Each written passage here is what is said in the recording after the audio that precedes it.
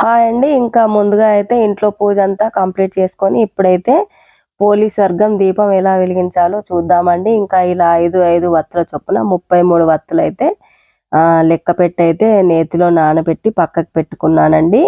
ఇంకా తులసి కోట వద్ద అయితే చక్కగా ఇలా ముగ్గులు వేసి అలంకరించుకున్నానండి.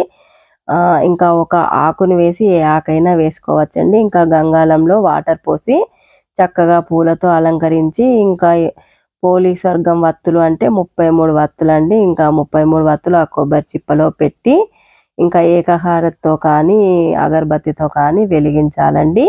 ఇంతే అండి పోలి స్వర్గం దీపం అంటే. ఇంకా కార్తీక మాసం నెల రోజులు మొత్తం పూజ చేయని వాళ్ళు కూడా ఈ పోలి స్వర్గం దీపం వెలిగించడం వల్ల నెల రోజులు చేసిన ఫలితాలు వస్తాయని చెప్తారండి. ఇంకా పోలి స్వర్గం కథ కూడా వినాలండి. Thank you friends. ఇంతేనండి పోలి స్వర్గం దీపం వెలిగించడం.